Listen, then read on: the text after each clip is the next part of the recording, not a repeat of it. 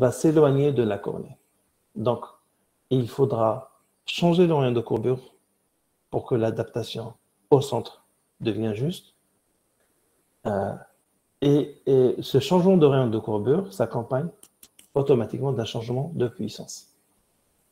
Il faut savoir qu'à chaque fois qu'on augmente le diamètre de 0,5 mm, on doit aplatir de 0,25 on doit aplatir de 0,05 mm l'orient de courbure. Dans cet exemple, on est passé de 9,60 à 10,60. Donc, on a augmenté d'1 millimètre. Le 1 mm de diamètre, quand on a augmenté de 1 mm de diamètre, il faut corriger l'orient de courbure, il faut l'aplatir de 0,10 mm. Donc, on était à 8, et bien on va commander une lentille de 8-10 mm.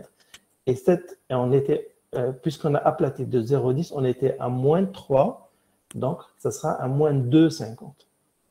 Donc, juste parce qu'on a augmenté, on est passé de 9,60 à 10,60, on était à moins 3, 8, 9,60, ça sera moins 2,50, 8, 10, 10,60. Cela se fait en un simple clic avec tous les logiciels, mais on est en train d'expliquer comment les logiciels sont faits. C'est des mathématiciens qui ont introduit ces changements. Lorsqu'on augmente le diamètre de 0,05, on induit, si on ne change rien, l'adaptation sera serrée, donc il faut l'aplatir, et si on l'aplatit, on change la puissance. Allez. Docteur Maké, Tafadal. Tasnim, est-ce que tu as bien saisi ou là on reprend? Docteur Mohamedi. Oui, j'ai compris, docteur Boukeri.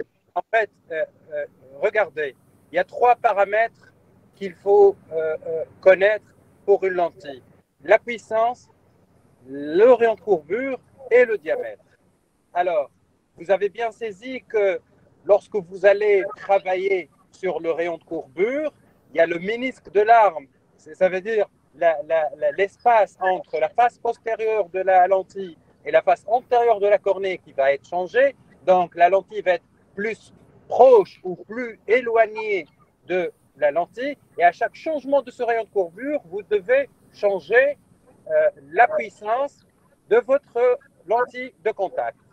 Le deuxième paramètre, mettez-vous en tête, mes amis, que la lentille, elle va être adaptée sur la cornée avec son diamètre et son rayon de courbure. Mais n'oubliez pas que la cornée en périphérie, elle est plus plate que la cornée centrale. Donc, une cornée qui était bien, une lentille qui était bien avec un diamètre donné, si on va augmenter ce diamètre avec le même rayon de courbure, ça va être soit trop plat, soit trop serré.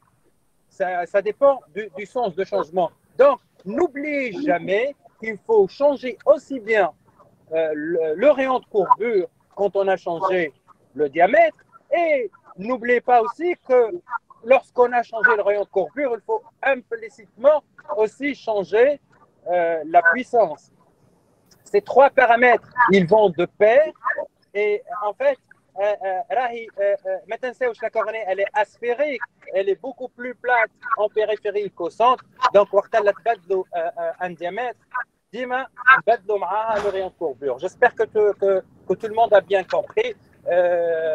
Et je vous passe la parole, docteur Maki. Je suis désolé de vous interrompre. Non, mais merci beaucoup. Merci beaucoup. Je pense que vous l'avez expliqué encore mieux que moi. Et surtout en parlant de la périphérie qui change. Ok, je note, par exemple, je pense avec un exemple, comme ça c'est mieux. Okay. Donc vous voyez ce que je suis en train de, ce que j'ai rédigé. Oui, très bien, docteur Maki. Et je vous invite, mes chers apprenants, à noter cet exemple et pour vous entraîner. Et je vous rappelle, on a dans la partie fondamentale, on a parlé des changements de, si vous vous rappelez, le sag, sagitta. Donc c'est ça, la variation du diamètre, la variation du rayon de courbure. Donc ça va varier le ménisque de l'arbre, qu'on doit prendre en considération puisqu'il s'agit d'un dioptre oculaire. Et comme a dit Dr Mack, il y a actuellement des logiciels qui vous permettent de jongler avec ces paramètres. Mais n'oubliez pas, mes chers amis, qu'on a un examen à passer et qu'on doit vous poser des questions là-dessus. Donc, apprenez-les. Voilà. Oui, exactement. C'est ça. Donc, syndrome 3h-9h. Oui, le syndrome 3h-9h, c'est une complication, il est très fréquent. Il survient rapidement, c'est-à-dire qu'en quelques minutes, les cellules épithéliales s'ouvrent et il y a le pictet qui est visible. Et donc, il faut traiter énergiquement avec des mouillants, oui, mais il vaut mieux, parce que le mouillant, peut-être le patient ne va pas continuer à mettre les mouillants, mais donc, idéalement, changer le diamètre, augmenter le diamètre de la lentille pour couvrir ce problème de 3h-9h. Le ptosis, il est dû principalement au traumatisme lors des clignements et de la manipulation, de la mise en place de la lentille, de la retrait de la lentille. C'est l'atteinte du muscle de Müller, le muscle sympathique accessoire qui intervient dans l'élévation de la paupière supérieure. Et cette complication peut se voir après un certain nombre de mois ou d'années de bord. Et si elle survient, donc la solution serait une solution chirurgicale. Aller agir sur le Müller. Un web page, oui, c'est pas une complication, mais c'est vrai que la lentille de contact, toutes les lentilles de contact entraînent un web page, sont une lentille rigide. Et le web page peut nous donner une fausse impression de kératocone ou d'une déformation cornéenne. Et en dernier, le frost, ce n'est pas une complication. Voici le frost. Hein, c'est des bulles d'air qui passent sous la lentille et ensuite qui disparaissent et qui prennent la fluo. En fait, elles ne prennent pas la fluo parce que si on lave avec du sérum, ces images fluo positives disparaissent. Donc, c'est juste des empreintes sur l'épithélium sans réelle solution de continuité de l'épithélium. OK. Je parle maintenant, oui. Je vais vous poser beaucoup de questions, essayez de me répondre. Donc, en présence d'un fort astigmatisme cornéen, une lentille sphérique ne peut pas convenir et donc on va adapter avec une lentille rigide. Cet astigmatisme, il est direct. Le rayon vertical est le plus cambré par rapport au rayon horizontal. C'est un astigmatisme de 3,75 dioptries. Et si on met une lentille...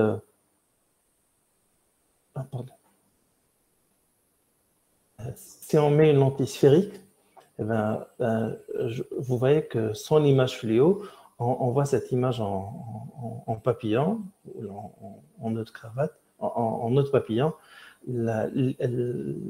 Sur le méridien vertical qui correspond à ce méridien, il y a beaucoup de fluo, et sur le méridien horizontal, qui est le méridien le plus plat, on ne voit pas de fluo.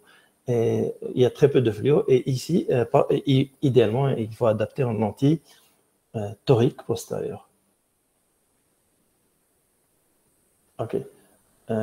Regardez lorsqu'on met une lentille sphérique sur cette cornée, comment la lentille tombe, elle tombe, et on voit à chaque fois le rectangle oblique qui correspond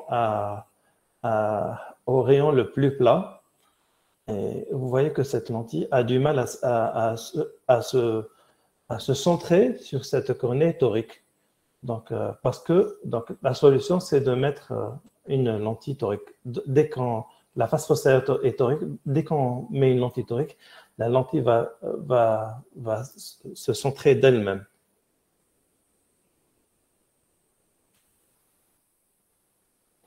OK.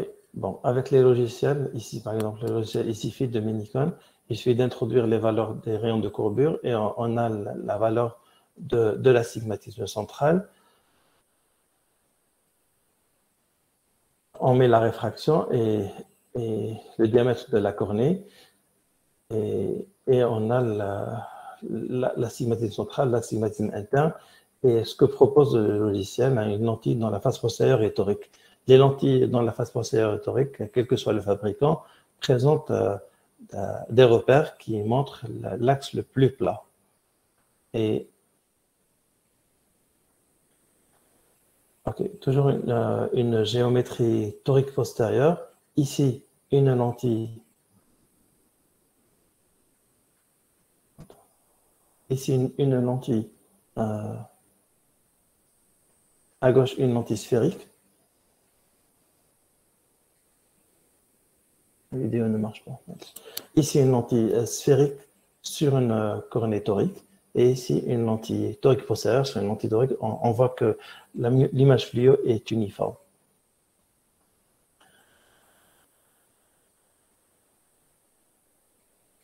Okay, donc, c'est une lentille torique sur une cornée torique.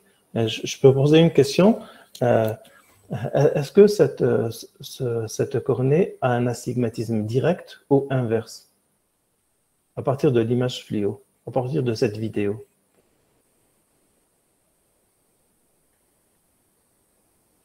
Est-ce que cet astigmatisme est direct ou inverse?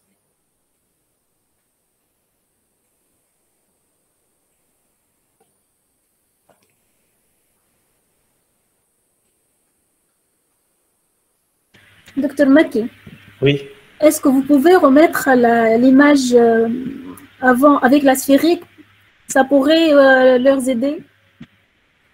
D'accord. Cette image.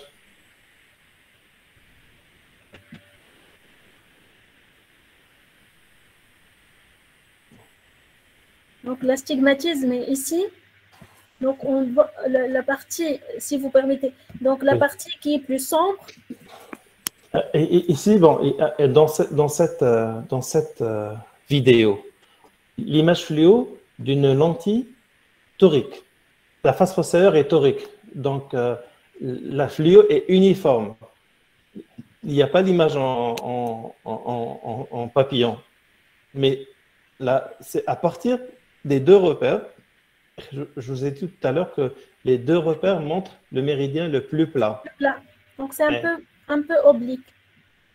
Oui, oui, mais en fait, de 0. Oui, exactement. Oui, exactement. Il est à peu près à 10 degrés ou à 15 degrés. Donc, de 0 à 30 degrés, on considère ça comme un astigmatisme direct conforme à la règle. Oui. Mais ici, la réponse, c'est à partir uniquement de ces deux points.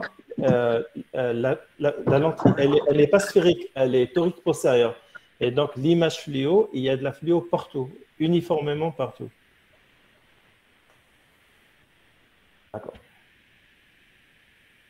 Ok, donc le logiciel, il vous simplifie à partir de les repères de l'horizon, le méridien le plus plat. Et ici, c'est une lentille dans la face postérieure et torique. Les règles d'adaptation, c'est choisir le méridien le plus plat. Le méridien le plus plat, 7,70, donc le rayon de courbure, 7,70. Et par rapport au méridien le plus congrès, 7,30.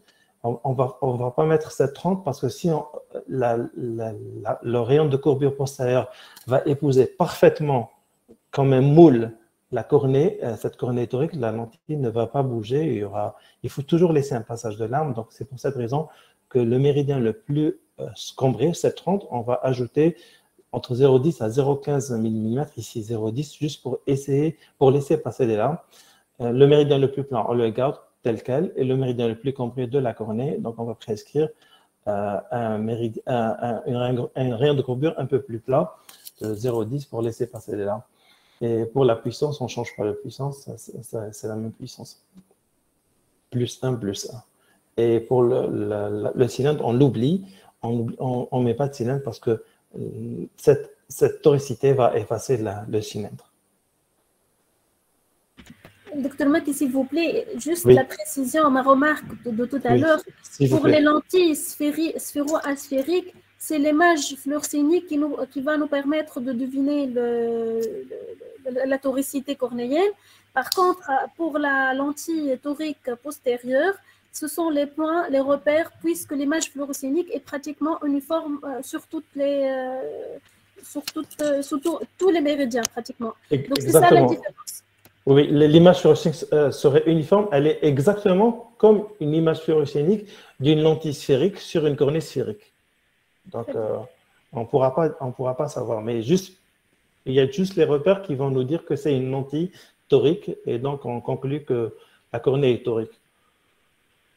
Ok, autre question, s'il vous plaît, essayez de répondre. Voici deux topographies et voici une image fluo d'une lentille sphérique sur une cornée torique. Ok, on a deux images topographiques d'une cornée torique, celle de droite et celle de gauche. Celle de gauche, c'est celle d'un astigmatisme direct régulier avec un méridien vertical plus cambré, et celle de droite, d'un astigmatisme régulier, mais inverse, parce que c'est le méridien horizontal qui est le plus cambré. Et donc cette cornée correspond à quelle topographie? Celle de l'astigmatisme direct de gauche ou celle de l'astigmatisme inverse de droite? Je répète, c'est une cornée torique sur laquelle on a mis une lentille sphérique.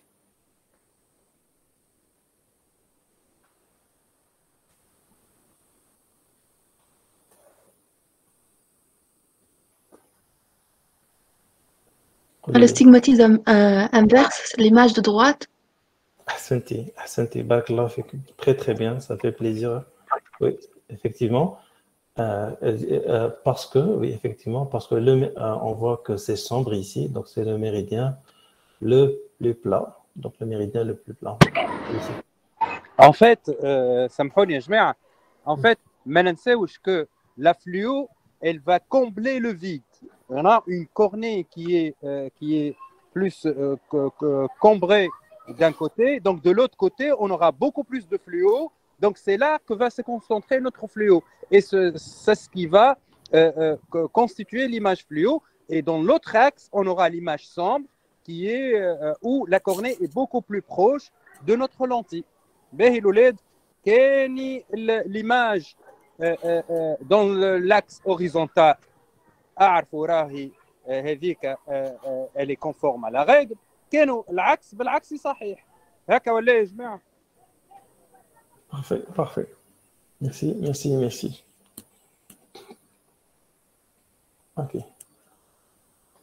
Ok, oui, et donc ce patient-là qui vient avec une lentille rigide torique postérieure, et vous voyez, donc elle se met d'elle-même, les points de repère vont se mettre d'eux-mêmes sur le méridien le plus plat. Et donc ici, on n'a pas besoin d'un prisme ballast pour orienter la lentille. Elle se met d'elle-même, c'est comme un Lego. Elle va s'imbriquer toute seule, quelle que soit la position qu'on va mettre cette lentille, elle va d'elle-même tourner pour se mettre dans cette position de repos. Où les deux, où elle va, parce que sa face postérieure, elle ressemble le plus à la face antérieure de la cornée.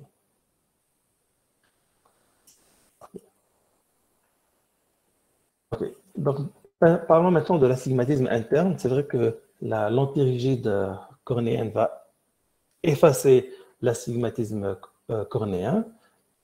Et parfois, en effaçant l'astigmatisme cornéen, elle va mettre en évidence un astigmatisme interne qui a été masqué par l'astigmatisme cornéen. Et là, pour corriger l'astigmatisme cornéen, pour corriger l'astigmatisme interne, on a besoin d'une lentille dite torique externe ou fronte torique. Et ici, on a besoin d'un prisme ballast. Le prisme ballast, et il va orienter la lentille parce qu'elle a un cylindre sur sa face antérieure, pour que le cylindre qui existe sur sa face antérieure va corriger l'astigmatisme interne de la lentille. Et cette lentille, sa face postérieure est sphérique, mais sa face antérieure est torique. Donc, tout dépend des fabricants. Donc, soit on parle de fronte torique ou torique externe. Donc c'est la face antérieure qui est torique. Et puisque la face antérieure est torique, il faut bien stabiliser ce cylindre. Et le seul moyen de stabiliser ce cylindre est un prisme ballast. Ok, voici l'exemple d'un patient avec un astigmatisme central faible et un astigmatisme interne important. Et le logiciel propose un cylindre sur la face antérieure de la lentille. Il nous donne la puissance du cylindre et l'axe du cylindre et la valeur du prisme ballast standard pour stabiliser ce cylindre. Mais malgré cela, il propose que c'est vrai que les prismes ballast, les torts externes, on essaie de les éviter, contrairement à une lentille souple.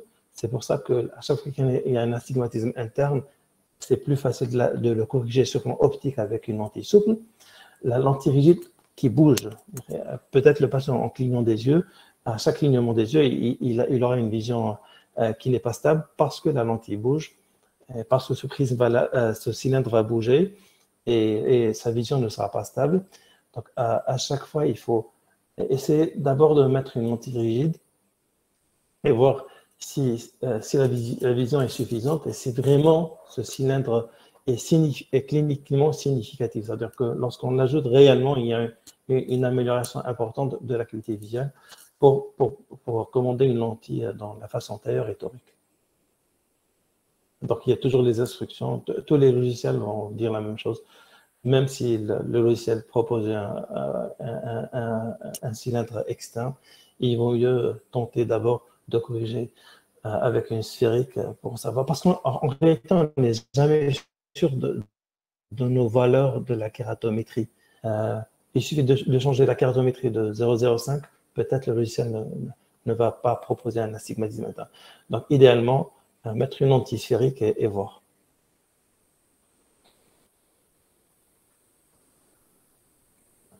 Et donc, vous voyez qu'au clignement, comment le prisme va tourner. Et parfois, on est amené à faire une deuxième commande, une fois la lentille stabilisée, pour montrer quelle est la lentille s'est stabilisée, le prisme est stabilisé à quel méridien, pour corriger une deuxième fois la puissance du cylindre externe. Donc, de manière générale, comme l'a dit Dr Benajor, si le cylindre interne est significatif, cliniquement significatif, la lentille souple le corrigerait mieux. Ok, maintenant, on peut être en face d'un patient qui a un astigmatisme cornéen important et aussi un astigmatisme interne important. Et si c'est le cas, ça serait encore mieux, ça serait plus facile à adapter parce qu'on n'a plus besoin du prisme ballast. La lentille, elle va se stabiliser d'elle-même grâce à l'astigmatisme cornéen et elle ne va pas bouger. Et donc, on peut ajouter, si réellement il y a un cylindre résiduel qui est certainement interne, on peut facilement l'ajouter sur la face antérieure de cette lentille qui est stable, qui ne va pas bouger.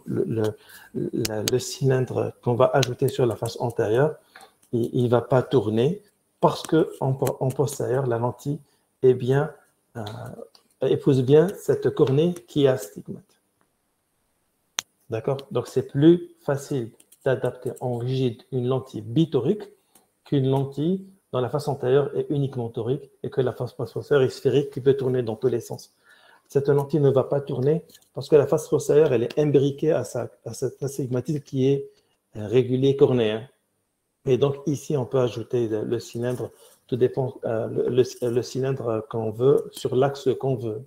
Les deux axes ne peuvent pas obligatoirement être les mêmes, l'astigmatisme cornéen et l'astigmatisme interne.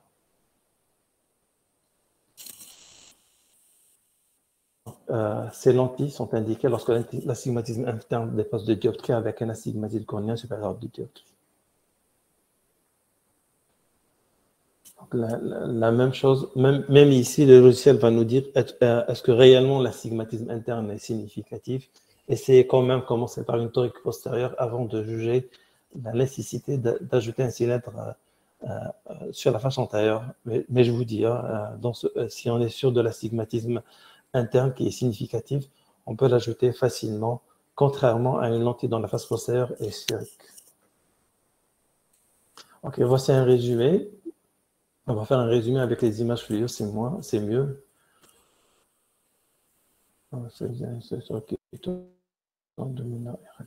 Oui, comment on peut stabiliser la lentille qui tourne parce qu'il y a un fort tonus des paupières. Avec une torique postérieure, c'est facile, hein, c'est facile de corriger, mais c'est plus difficile avec une fronte torique. On va revenir à ça. Et... oui, on peut augmenter le diamètre. C'est vrai qu'il y a une géométrie pour augmenter le diamètre, pour diminuer le mouvement de la lentille. Ok, voici le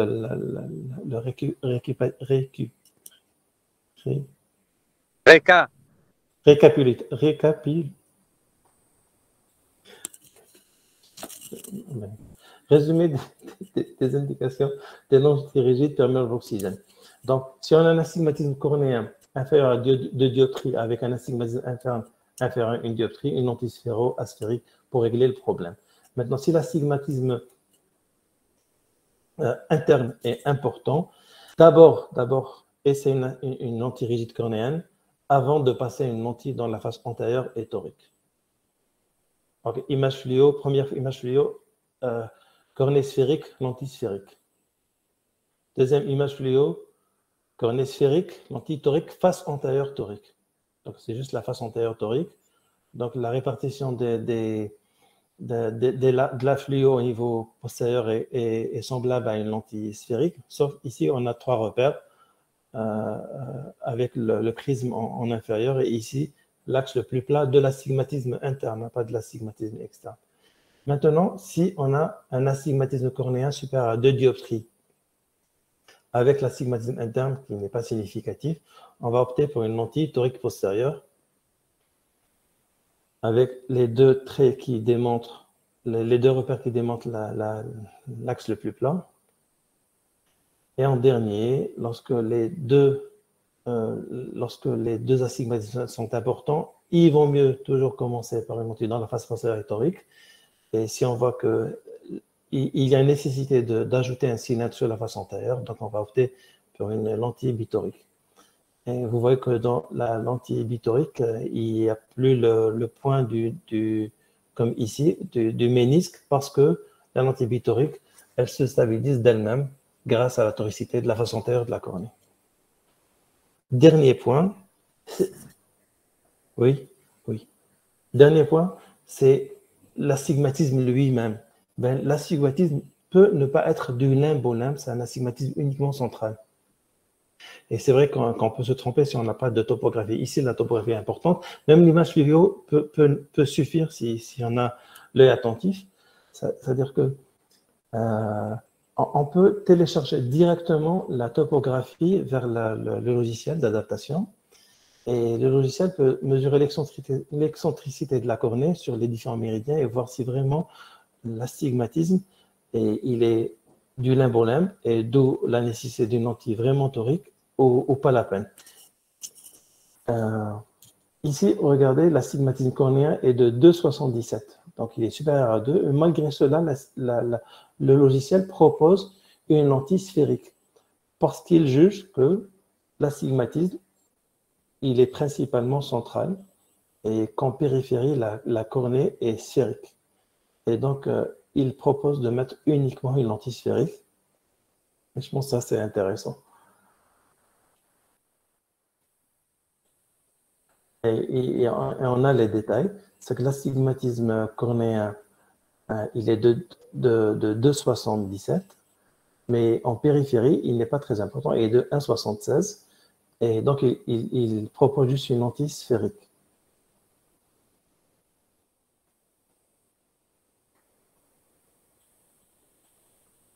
Okay. Donc, lorsque l'astigmatisme cornéen central lorsque l'astigmatisme cornéen central est inférieur à l'astigmatisme périphérique, ici, oui, il faut donner une lentille torique, c'est-à-dire en périphérie, la cornée est très astigmate, comme dans cet exemple. regardez, bon, il y a du rouge en haut et du bas. C'est-à-dire que la cornée, plus on s'éloigne, plus elle devient de plus en plus torique. Donc, pour la stabiliser, il faut une lentille torique. Même si l'astigmatisme interne, dans ce cas, est moindre, l'astigmatisme central, pardon, cornée est de 0,73 dioptries. En périphérie, il est de 2,56 dioptries. Et donc, ici, malgré un astigmatisme central cornéen, le logiciel propose une lentille bitorique parce que la cornée est astigmate en périphérie. Contrairement à cet exemple où l'astigmatisme central cornéen est de 1,80, mais l'astigmatisme périphérique n'est pas très important et le logiciel propose une lentille sphérique. Donc ici, la topographie est intéressante parce qu'elle va nous informer sur l'état de la forme de la cornée en périphérie. Et c'est vrai que la stabilité de la lentille dépend beaucoup de la forme cornéenne périphérique.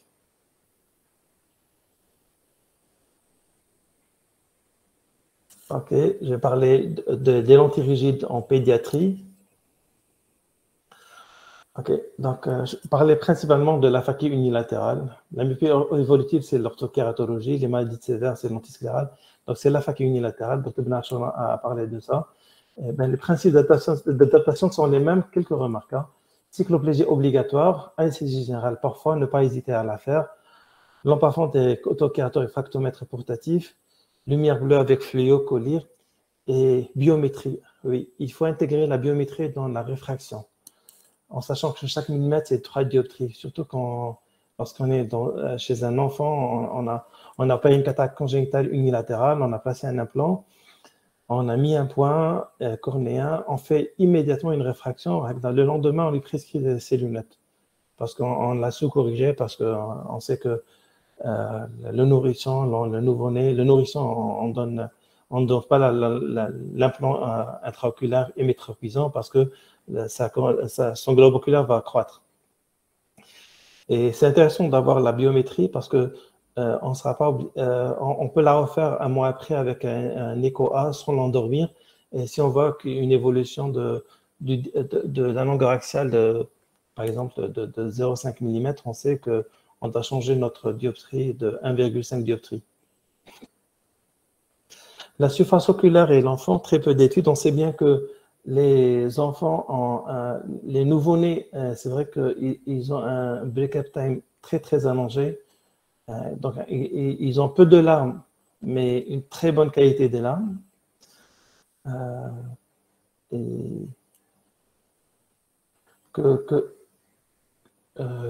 Oui. Donc, le nouveau-né, c'est vrai le nouveau-né à la naissance, il n'a pas beaucoup de larmes, mais il a un BUT de très bonne qualité.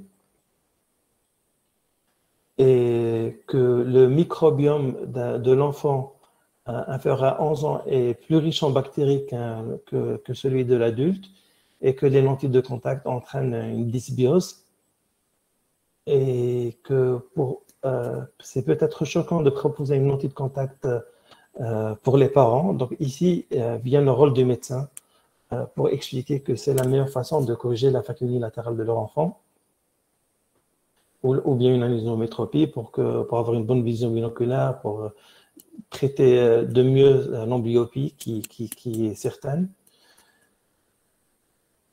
Et dans cette étude de IATS qui a comparé, le but de l'étude, c'est de comparer le résultat de l'acuité visuelle à l'âge de 5 ans entre les enfants implantés et des enfants non implantés en cas d'aphakie unilatérale. Donc, c'est le principal objectif de l'étude. Il n'a pas montré de différence sur le plan acuité visuelle à 5 ans entre les enfants implantés des enfants non implantés. Et il faut savoir que dans cette étude, les enfants non implantés ont tous été équipés avec une lentille de contact rigide ou même souple. Pour la myopie évolutive, oui. Ici, introduire toujours la biométrie optique de préférence et proposer le traitement freinateur pharmacologique contactologique ou optique. Ah oui, oui. La vitesse de progression ne doit pas dépasser 0,10 à 0,20 mm par an, jusqu'à 0,20 mm par an, et ne pas faire le maximum pour ne pas arriver à 26 mm de longueur axiale. C'est là où on a plus de complications, glaucome, maculopathie myopique et décollement de rétine. Donc, de nos jours, grâce au développement des tours à commande informatisées aux matériaux, toutes les géométries de lentilles rigides sont possibles et parfaitement reproductibles pour permettre de corriger quasiment toutes les amétropies statiques et dynamiques et toutes les formes cornéennes. Donc, une partie des slides a été importée de l'International Association des Contact Lens Éducateurs que vous pouvez télécharger online. Merci. Merci beaucoup, Dr. Maki. Merci surtout pour la qualité des vidéos. C'est très intéressant, c'est très important. C'est pratiquement, ça peut remplacer les ateliers pratiques qu'on n'a pas pu réaliser cette année. Donc, je vous propose, si vous voulez, de prendre une petite pause le temps que je présente ma présentation, ou bien vous préférez de continuer. C'est quand vous voulez, Dr. Mak. Non, oui, normalement au programme. On peut continuer notre programme. Donc, on passe, on a fait les cornées, l'adaptation de lentilles rigides pour cornées régulières, donc différents types, indications, contre-indications et adaptation technique.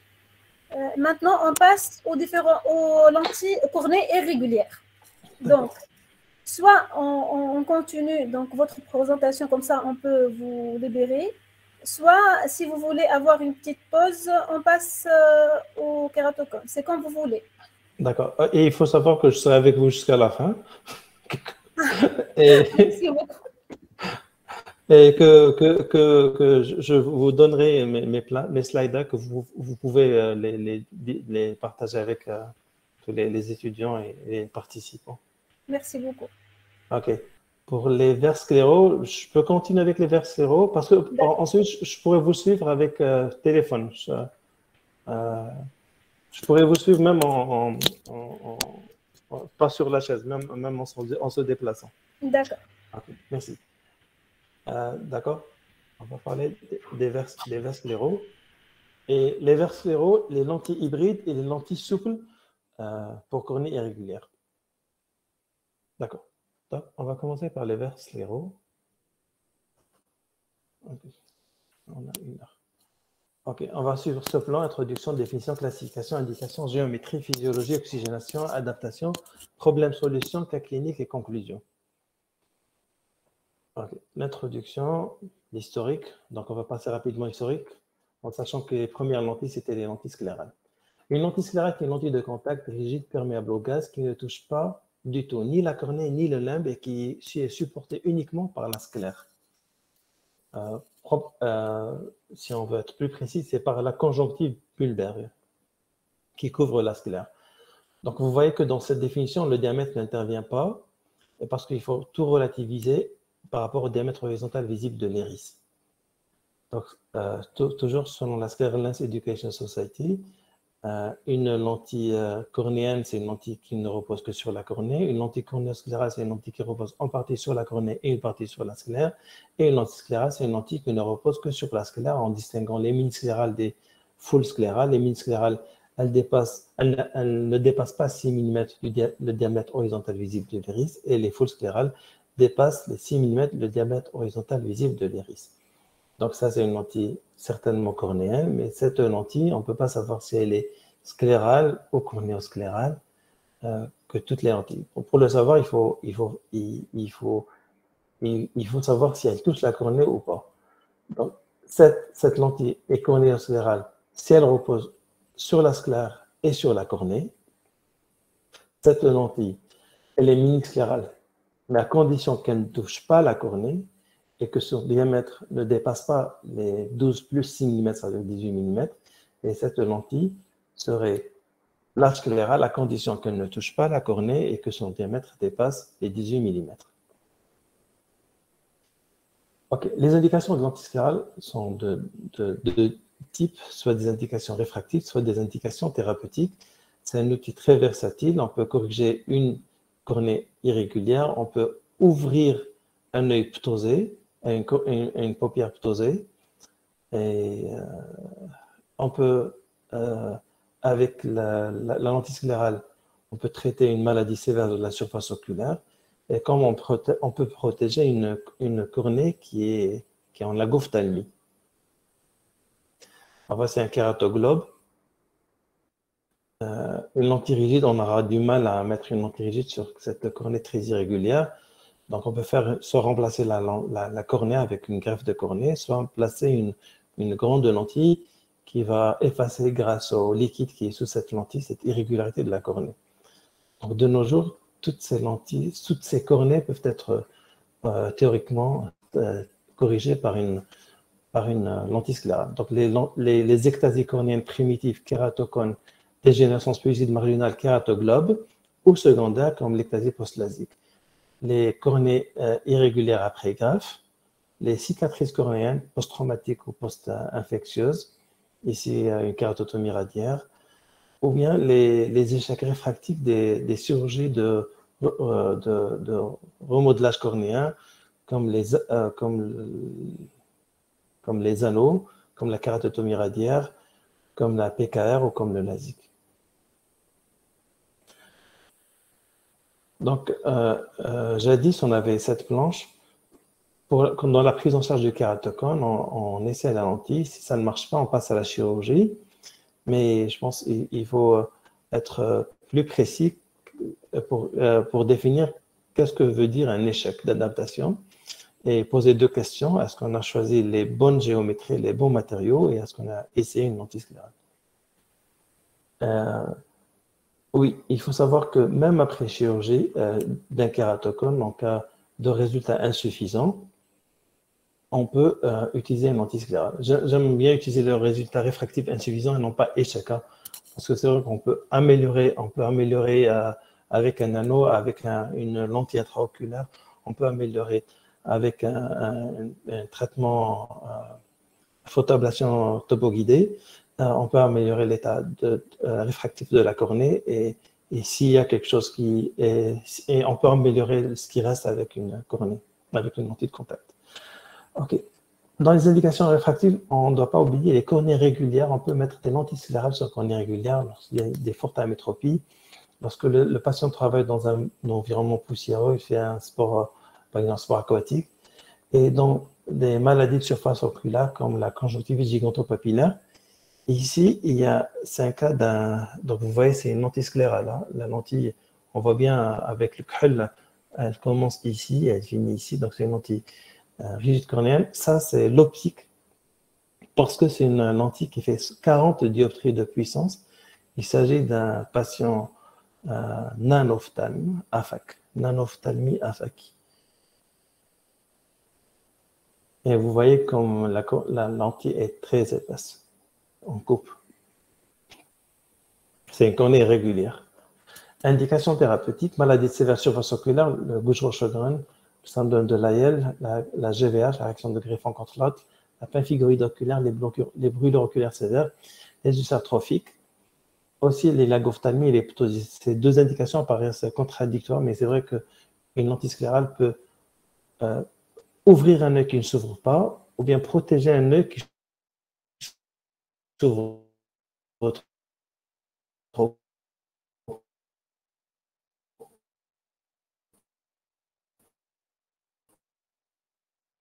Et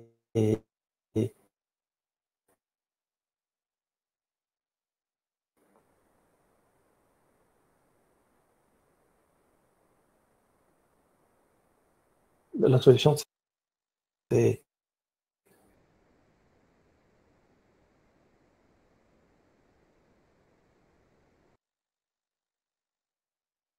donner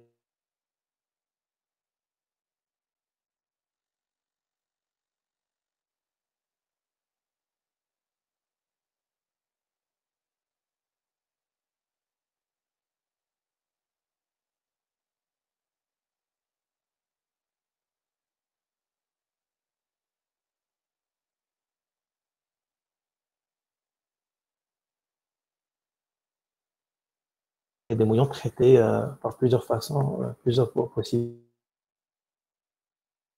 thérapeutiques, des membres amniotiques, des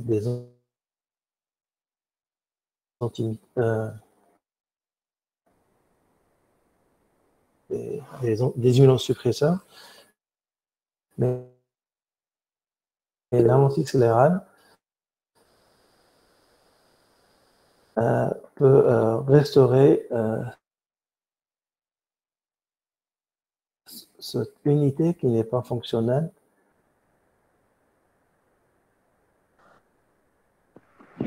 Et en les années 80, il y a M. Prose. Ça a repris, c'est bon, ça va. Il y a eu un problème de sang, Dr Makki, pendant 1 minute, mais maintenant, je pense que ça a repris. Décédé il y a 2 ans de cela. Ouais. Qui appelait ça la non, celle d'avant. La diapo d'avant. Très, très douce, comme ici. Le plus fin, interrompu selon. Donc, tous les vaisseaux, les fins vaisseaux. Je pense que ça coupe encore. On continue. Docteur Makki, est-ce que vous nous écoutez là? Allô, allô? Oui. Okay. Bien. En fait, on a eu un problème de sang pendant genre 2 minutes. D'accord. Vous avez vu ce cas de monophthalme? Oui, on a vu le monophthalme. Nanophthalme à FAC, corrigé par plus 40, c'est ça? Oui. Voilà. Oui, c'est ça. Ensuite, les indications thérapeutiques, toutes les maladies sévères. Vous avez parlé de syndrome de Lyell, de Steven Johnson, de GVH. Oui. Et après, ça a commencé à couper. Oui. Oui, très bien. Donc, concernant la lagophtalmie et l'optosie, c'est deux indications qui paraissent paradoxalement, diamétralement opposées. Un œil qui ne se ferme pas ou un œil qui se ferme trop. Et la lentille sclérale peut corriger les deux. On va voir par la suite. Donc, lorsqu'il y a une atteinte de l'unité de chauffage oculaire, la conséquence, c'est la sécheresse oculaire. Plusieurs thérapeutiques sont possibles. Et la lentille sclérale peut restaurer cette fonction lacrymale qui est défaillante. Et le leader dans cette thérapie, c'était dans les années 80, M. Terry Rosenthal, décédé il y a 2 ans, qui est vraiment pionnier dans l'utilisation des lentilles sclérales dans les maladies sévères de la surface oculaire dans les années 80. La lentille sclérale doit être très perméable à l'oxygène et respecter le limbe. Comme ici, on voit la fine vascularisation conjonctivale qui est toujours continue, qui continue même sous lentille sclérale. Donc, on ne voit aucun vaisseau, même le plus fin, interrompu sous cette lentille. Et c'est vrai que cette image est idéale et parfois c'est difficile de la voir sur 360 degrés. Partout, vu la forme de la sclère qui change d'un méridien à l'autre. Donc, la lentille sclérale doit épouser parfaitement bien la géométrie conjonctivale, ne doit pas toucher la cornée, ni au centre, ni en périphérie, ni au limbe. Okay. Donc, plusieurs fabricants proposent des lentilles avec plusieurs paramètres et ils essayent de séparer chaque paramètre de l'autre. C'est-à-dire que la clearance au milieu ici, au centre, si on veut la changer, on peut la changer sans changer la clearance en périphérie. Ça, je vous explique. Pardon. Et cela, c'est possible. Récemment, c'est possible. Ces dernières années, on peut décomposer la lentille sclérale au centre, la cornée centrale, l'adaptation de la cornée centrale, l'adaptation de la cornée moyenne, l'adaptation du limbe et l'adaptation de la sclère. Donc, 4 paramètres. Je pense que presque tous les fabricants sont d'accord maintenant pour décomposer l'adaptation en 4 paramètres indépendants l'un de l'autre. C'est-à-dire qu'on peut changer un paramètre sans changer l'autre. Oui. Alors, en fait, quand on change un paramètre, automatiquement l'autre doit changer, ça se conçoit, mais les logiciels actuels peuvent effacer le retentissement d'un changement d'un paramètre sur l'autre.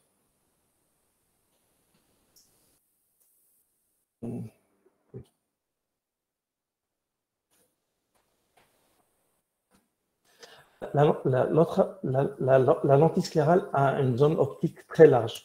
Parce qu'on a de l'espace, la lentille est stable et donc on peut avoir des zones optiques de 8 à 10 mm, ce qui n'est pas possible avec une lentille rigide. Donc, comme une lentille torique, comme une lentille rigide, on a vu tout à l'heure, dans la façon dont elle peut être sphérique, asphérique, monofocale ou multifocale. La multifocalité est très intéressante parce que la lentille ne bouge pas, contrairement à une lentille rigide qui bouge. Donc, peut-être la correction multifocale, même une souple bouge.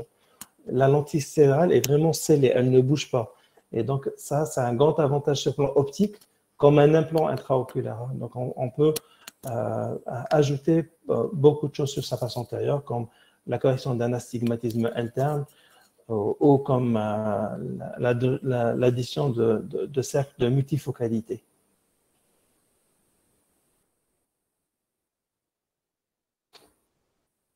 Oui, autre chose, c'est que la lentille sclérale, on peut continuer à adapter une lentille sclérale, même si la maladie évolue, ou même si après avoir opéré le patient. Par exemple, ici, j'ai simulé un cas d'un kératocone. Donc, on l'a adapté en lentille sclérale. Pour une raison ou une autre, il a décidé de mettre un anneau. L'anneau a engendré cette déformation en moyenne périphérie. La lentille sclérale initiale n'est plus adéquate. Et bien, on peut changer la lentille sclérale pour s'adapter à cette petite nouvelle déformation causée par l'anneau. Ici, avec une courbe optique, on voit une adaptation parfaite au centre, c'est-à-dire que ici, on voit l'épaisseur de la lentille. Ensuite, juste derrière, c'est le réservoir de liquide. Et en dernier, c'est la cornée. Et idéalement, il faudra que l'épaisseur du liquide sous la lentille soit égale à l'épaisseur de la lentille de contact. La lentille sclérale a une épaisseur de 250 à 300 microns selon les fabricants, et c'est ce qu'on recherche comme volt idéal lorsqu'on adapte un patient. Et il vaut mieux ne pas comparer à l'épaisseur de la cornée, qui change selon la pathologie, surtout s'il s'agit d'un kératocone. Si on prend comme référence l'épaisseur de la cornée, on ne sait pas si c'est un 300 microns ou si c'est un 500 microns.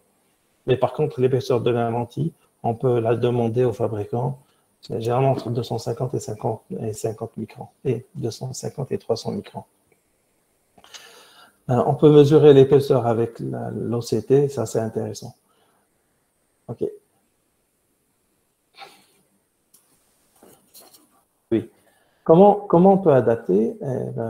Plusieurs manières. Donc, la manière la plus simple, c'est l'adaptation empirique, mais on peut s'aider de matériaux comme, par exemple, cet appareil qui nous donne le profil cornéoscléral sur une corde de 20 mm. Et donc, vous voyez ici qu'on a presque 20 mm de corde et on a aussi bien l'élévation de la cornée qu'au niveau de la sclère. Et c'est vrai que souvent, le côté nasal est plus plat que le côté temporal. Peut-être le côté nasal est plus plat que le côté temporal. Peut-être c'est dû probablement dû au muscle oculomoteur qui s'insère plus proche au limbe du côté nasal, 5 mm, par rapport au côté temporal, 6 ou 7 mm. Et le logiciel peut par la suite nous proposer une lentille qui pourrait s'adapter de mieux à cette forme. Les empreintes de la surface antérieure peuvent être utilisées parfois lorsque la cornée est très déformée. Là, surtout la sclère est très déformée, comme dans ce cas. Donc, c'est un patient qui a une lentille sclérale qui a été fabriquée par empreinte de la surface oculaire. Lorsqu'on a un pengecula, comme ici par exemple, on peut dessiner une échancrure ici, induire une échancrure, soit manuellement en limant la lentille, soit en demandant au fabricant de la faire. Certaines proposent des lentilles sclérales même sur une bulle de filtration. Personnellement, je ne l'ai jamais fait. Je pense que c'est un risque de blébitis, de blébite et d'endophtalmie. Oui, lorsqu'on demande aux fabricants de nous dessiner un microvolt périphérique, il faut qu'on détermine ces trois paramètres, l'axe du microvolt, la longueur de son arc et en dernier la hauteur, la hauteur de l'arc de ce microvolt. Et c'est vrai que ça peut coûter plus cher et généralement on le fait manuellement, on place la lentille sur l'œil et on dessine avec un feutre indélébile sur la cornée, sur la lentille, là où il y a le pengécula pour aller ensuite limer la lentille pour qu'elle s'adapte, pour qu'elle ne vienne plus agresser ce pengécula et entraîner une rougeur et un disconfort.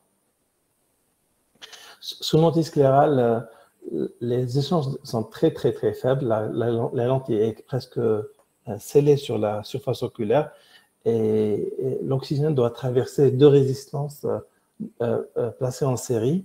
La première, c'est l'eau, qui a un dK de 80. La première, c'est la lentille sclérale, qui a 200 à 150. Il faut savoir qu'on a maintenant des dK à 200. Et ensuite, le dK de l'eau, qui est de 80.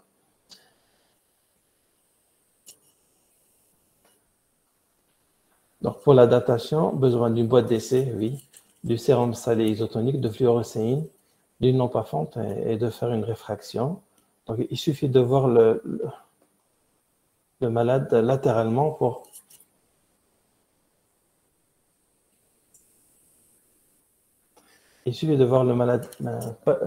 latéralement pour avoir une idée sur le degré de la protrusion pour décider à partir de quel volt, quelle est la première lentille d'essai à mettre sur sa cornée. Et pour ne pas toucher la cornée, pour ne pas toucher l'endroit le plus ectatique de la cornée. Ensuite, on évalue la lampe à fente, que c'est bon, on est bien au-dessus de la cornée, au milieu. Donc, voici comment on place une lentille sclérale. Ça, c'est une lentille sclérale sur une enseignante qu'elle a accepté d'être filmée. Regardez le degré de la protrusion s'il s'agit d'un kératoglobe.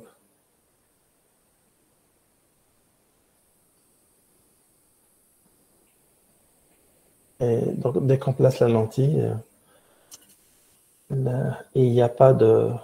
Généralement, le confort est immédiat parce que la lentille ne touche pas la cornée. Pour le retrait,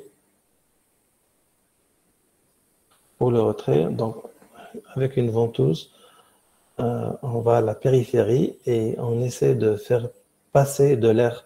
Donc, juste la décoller. Juste, il faut que l'air passe parce que la lentille est presque ventousée, hein, elle est vraiment scellée. Hein. Il n'y a rien qui passe. S'il y a quelque chose qui passe, on va voir par la suite, ça va être source de complications. Ok, la lentille de contact sclérale est une très bonne solution parce qu'elle ne touche pas la cornée. Ici, vous voyez que le patient peut toucher sa conjonctive bulbaire avec le doigt, mais ne peut jamais toucher sa cornée. Lorsqu'il y a des endroits poussiéreux, lorsqu'il y a un travail poussiéreux, lorsqu'il y a une conjonctivite gigantopapillaire. Et la lentille sclérale peut être une solution parce que tant que la personne porte la lentille sclérale, même s'il frotte ses yeux, eh bien, les forces de frottement ne seront pas transmises à sa cornée. On sait bien que le frottement oculaire est à l'origine du kératocone, principalement avec une prédisposition génétique, et aussi à l'aggravation du kératocone. Aussi, comparativement à une lentille rigide casse perméable, lorsque les kératocones évoluent, la zone optique diminue. Le diamètre à gauche on voit la zone optique d'un patient avec un kératocone traité, corrigé avec une lentille rigide. Par contre, avec une lentille sclérale, il y a de l'espace. Même si le kératocone évolue, la zone optique reste la même. Donc la qualité visuelle est meilleure. Aussi, concernant le suivi topographique, il est beaucoup moins contraignant. Avec une lentille rigide, on est obligé à dire au patient d'enlever sa lentille une semaine avant le contrôle topographique pour voir s'il y a une évolution ou pas. Avec une lentille sclérale, il suffit qu'il vient, après avoir enlevé la lentille la veille. Donc la veille, le soir, il enlève la lentille, le lendemain, il a son contrôle, il vient sans lentille, et on a une topographie fiable. Ça, c'est très important, c'est très intéressant, surtout quand on doit examiner les deux yeux. Demander à un patient qui a un kératocone jeune étudiant de ne pas porter ses lentilles une semaine pour venir faire son contrôle, il peut le faire ça qu'en été, hein, que durant les vacances scolaires, les vacances universitaires. Okay. Aussi, on voit que la lentille ne bouge, puisque la lentille ne bouge pas, eh bien, si on fait un suivi, si on fait pendant 10 secondes une étude aberrométrique, eh bien, il y a beaucoup moins d'aberrations. La lentille est stable et il n'y a pas d'aberration causée par le mouvement des lentilles rigides. Ici, le même patient, sur 10 secondes, les études aberrométriques sur 10 secondes entre lentille rigide et lentille sclérale. Ok. Autre chose, c'est que de nos jours, on peut fabriquer des lentilles sclérales avec une zone optique décentrée. Sur ce greffon, la meilleure lentille sclérale qui a pu être adaptée est celle-là. Et vous voyez que la zone optique, la pupille n'est pas au centre de la lentille, donc le fabricant a décalé la zone optique de ce patient pour qu'elle coïncide avec sa pupille. Ok, peut-être dans le futur, on pourra avoir des lentilles sclérales, puisqu'elles ne bougent pas, donc on peut faire beaucoup de choses. Des lentilles sclérales qui peuvent corriger des aberrations, des aberrations au degré. Peut-être dans le futur, on pourra avoir ça, des lentilles sclérales fabriquées en abéroguidé. Ok. Donc, on va voir les problèmes que peut constituer une lentille sclérale et vous allez voir la majorité des problèmes sont dus à des mauvaises adaptations et que ces mauvaises adaptations parfois sont difficiles à améliorer. C'est-à-dire que la sclère est si irrégulière qu'on a des difficultés à trouver de nos jours des lentilles sclérales qui s'adaptent à ces sclères très irrégulières. La solution, c'est de réduire le diamètre. Plus on se rapproche du limbe, plus la sclère est régulière, elle a une circonvolution sphérique. Et plus on s'éloigne de la sclère, plus on a des sclères plus toriques, voire même des cadrans spécifiques, des sclères très asymétriques. Okay. Le flou, le dépôt sur la lentille, on peut avoir des dépôts sur la lentille parce qu'il y a mal de surface oculaire, parce que la femme se maquille avec des substances très lipophiles, très hydrophobes. Ces produits vont se déposer sur la lentille et vont donner une très mauvaise qualité de vue. Et donc, il faut traiter ça agressivement et il faut que la patiente utilise des substances de maquillage de moins en moins lipophiles. Travaille avec des cas élevés, traitement plasma, le traitement Hydrapec, comme on l'a vu tout à l'heure, qui rend la lentille hydrophile, et se maquiller après insertion des lentilles avec un lavage fréquent. Ça, c'est les dépôts. Temps induit par l'infection de lentille. Oui, parfois la lentille, lorsqu'elle est mise sur la cornée, et vu l'action des paupières, donc il y a un synapse qui apparaît. Et si on fait une pseudo-kératométrie sur cette sclère, on va voir que, sur cette lentille, on va voir que la lentille sclérale, la face antérieure est devenue torique. On peut corriger ça en augmentant l'épaisseur de la lentille. C'est vrai qu'en augmentant l'épaisseur, la transmissibilité à l'oxygène va diminuer. Et Sinon, peut-être cette déformation est due parce que la sclère est torique, et donc la lentille, en essayant d'épouser, c'est une grande lentille, en essayant d'épouser sa sclère qui est torique, elle s'est tordue. Et donc, vérifiez bien s'il ne s'agit pas d'une sclère torique. Et maintenant, si on a des débris sous la lentille, c'est-à-dire que le liquide, comme vous voyez ici, il est devenu flou, parce qu'il y a des débris sous la lentille, soit il s'agit d'un volt élevé, lorsque la lentille est très éloignée de la cornée, comme ici. Donc, il y a une pression négative qui va aspirer les débris de la lentille, qui sont dans le cul-de-sac conjonctival. Et dans ce cas, il faudra diminuer le volt qui est très élevé. Mais le plus souvent, il s'agit d'une sclère torique. C'est-à-dire quand on met la lentille, le patient vient, on voit qu'il y a des débris sous la lentille. Après quelques temps de port, les débris apparaissent. Alors, on met une goutte de fluo sur cette lentille, sur la lentille, et on va voir après un certain temps que la fluo pénètre sous la lentille, et on peut voir même d'où elle pénètre. Et donc, on va voir qu'à ce niveau-là, il y a un diastasis, il y a un espace, la lentille décolle, et il faudra serrer la lentille, changer la géométrie, pour qu'à ce niveau-là, la lentille appuie plus et qu'elle ferme cette porte qui laisse passer les débris du turnover, du métabolisme de la surface oculaire qui doit être éliminé dans les voies lacrymales qui est aspiré sous la lentille. On peut avoir des bulles, là c'est un problème d'apprentissage, c'est un problème d'insertion. Et une bulle, lorsqu'elle est grande, elle peut entraîner un inconfort et même un piqueté épithélial. Une lentille peut être décentrée qui tombe, et les lentilles décentrées, souvent, c'est parce que la sclère est torique.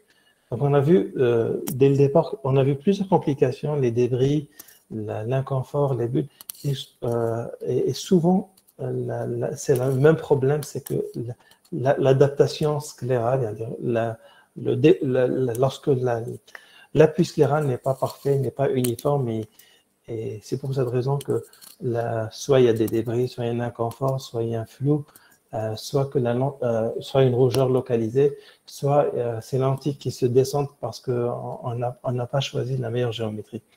Et pour cela, donc, il faudra changer la géométrie, les appuis, il faut les changer pour qu'ils correspondent parfaitement bien à la surface conjonctivo-sclérale. C'est vrai que si la sclère est très asymétrique, pensez à réduire le diamètre. Plus on s'éloigne du limbe, comme je vous l'ai dit tout à l'heure, plus on est moins amené à dealer avec ces problèmes de sclère très irrégulières. Les affections sont rares, soit c'est des erreurs de manipulation ou un non-respect du tout des règles d'hygiène. L'inflammation, si l'œil est rouge, souvent c'est des problèmes de compression, comme je vous l'ai dit, parce que la sclère est torique. Vous voyez à chaque fois qu'il vient de ce terme sclère torique, soit il y a un pingécula, donc il faudra créer un notch, c'est-à-dire une échancrure au niveau de la sclère pour qu'elle évite ce pingécula. Soit que le port est très très prolongé et qu'il y a des toxines qui sont sous lentille qu'il faudra changer le liquide. On peut observer un conjonctivo-chalasis, une aspiration de la conjonctive bulbaire en périphérique sous la lentille, et c'est dû à un mauvais volting. C'est-à-dire ici, il y a beaucoup d'espace entre la lentille et le limbe et la conjonctive bulbaire, et ça crée une pression négative qui fait aspirer la conjonctive, et donc il faudra réduire l'adaptation à ce niveau, le volt à ce niveau, il faudra le réduire la cléarance limbique. Ok, on peut s'aider de la topographie, et ça c'est une règle. Lorsque en topographie d'élévation sur une seule cornée, on a 2 points qui sont l'élévation est de plus de 400 microns, ne pas perdre de temps à essayer d'adapter une lentille rigide cornéenne, elle ne tiendra jamais. Lorsqu'en topographie d'élévation, sur la même cornée, on a une différence d'élévation de plus de 400 microns, il faut adapté en lentille sclérale d'emblée.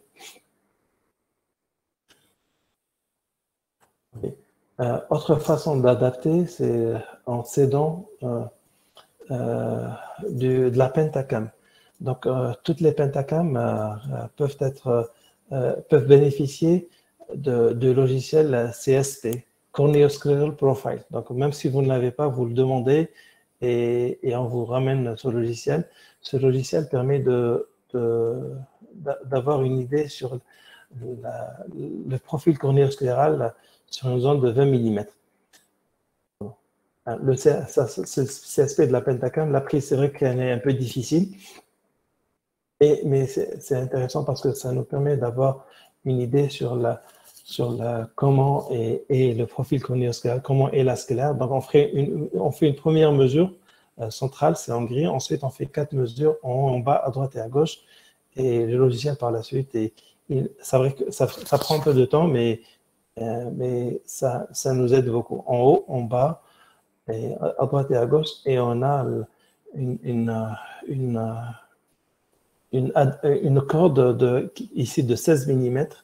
Et donc, c'est très intéressant. On a une topographie de la cornée et de la sclère, presque 16 mm. Et donc, on peut avoir une idée sur comment est la sclère. Et si on a un logiciel d'un autre fabricant, il peut utiliser ces données pour d'emblée nous donner tous les paramètres de la lentille. Uniquement la puissance, on ne l'a pas, mais il peut nous donner les paramètres de l'adaptation au centre, du diamètre de la lentille, de l'adaptation au centre, de l'adaptation de la cornée en moyenne périphérie et du limbe et de l'appui scléral.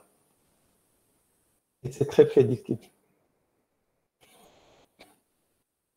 Juste avec la pentacam, juste demander le logiciel qui est gratuit, hein. On vous le place et vous avez l'adaptation sclérale. Dernière possibilité, c'est l'OCT. On est très précis avec l'OCT. Ne pas hésiter à utiliser l'OCT pour faire les adaptations, pour contrôler les adaptations.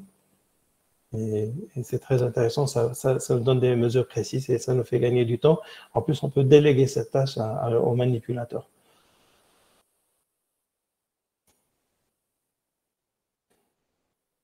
Je vais vous montrer quelques cas cliniques. C'est un kératocone stade 4 quand j'ai fait mon résidana, il y a plus de 20 ans de cela. Quand on faisait le kératocone stade 4, c'était automatiquement une greffe de cornée.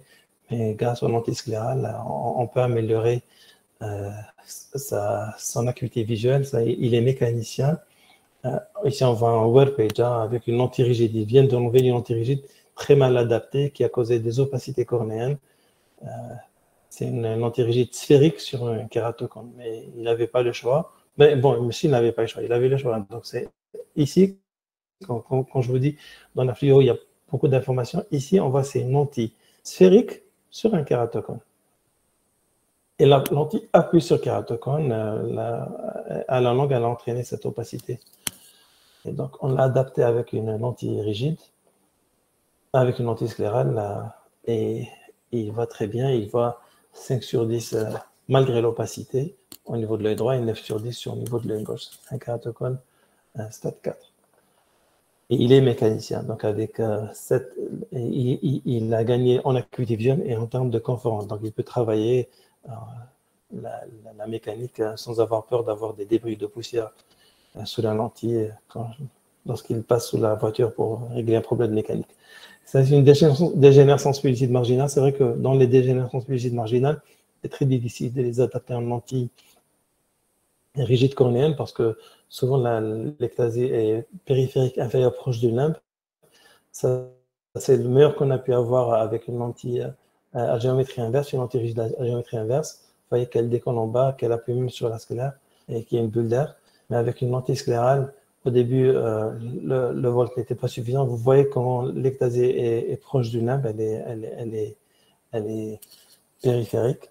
Et il a suffi juste d'augmenter le volt pour éviter ce point ectasique et améliorer l'acuité visuelle et le confort. Petite remarque, comment vous pouvez juger l'adaptation? Voici, sur le même œil, en haut, en bas, à droite et à gauche, donc en nasal et en temporal. Comment vous jugez l'adaptation sclérale en se basant sur la vascularisation conjonctivo-limbique.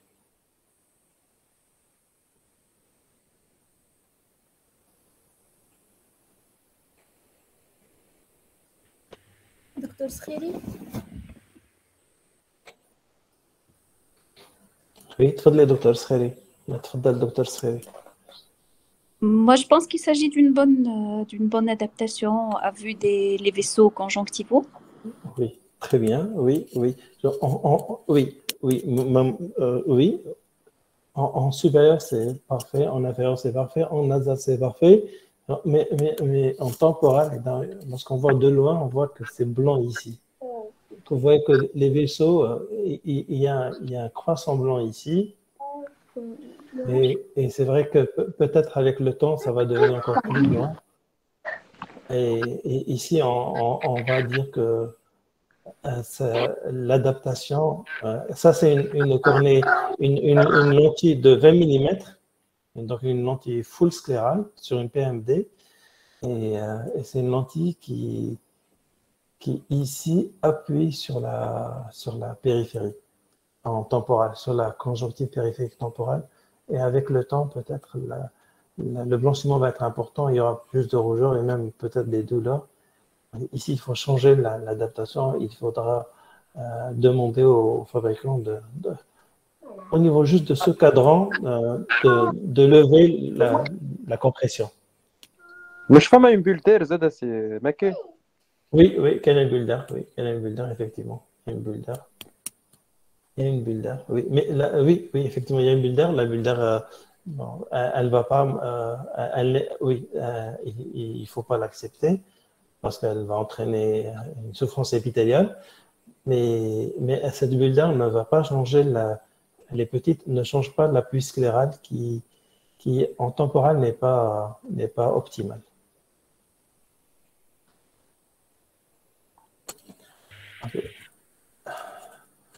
Ok, Ada, c'est un patient de 33 ans, la même chose, PMD, il allait faire une greffe de cornée et peut-être qu'il sera candidat à faire une greffe dans le futur, mais tant qu'il arrive à voir bien 10 sur 10 avec une lentille sclérale, 10 sur 10, hein, donc il vaut mieux qu'il y ait une lentille sclérale. Ici, vous voyez qu'il y a un petit appui, donc il faudra augmenter le volt. Le kératoglobe, l'enseignante de tout à l'heure, donc on était obligé d'arriver à des volts très importants de 1, 2, 3, 400, 450, 500, jusqu'à 500, donc 500 microns de volts. Malheureusement, durant le suivi, un œil a fait un hydrops.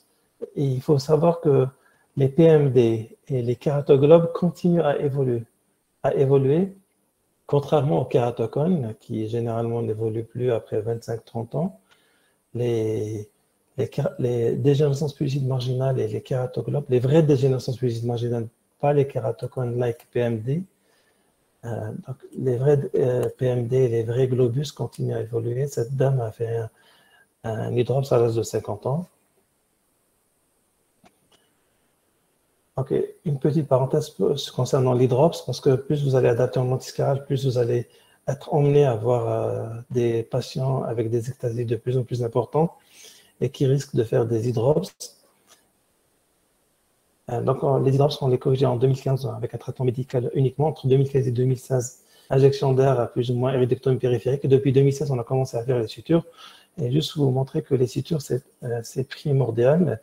Et depuis maintenant 2020, on ne fait que les sutures sans air. Et sans air, juste la suture cornéenne suffit pour que le lendemain, les drops disparaissent. Bon, ici, c'est suture et air.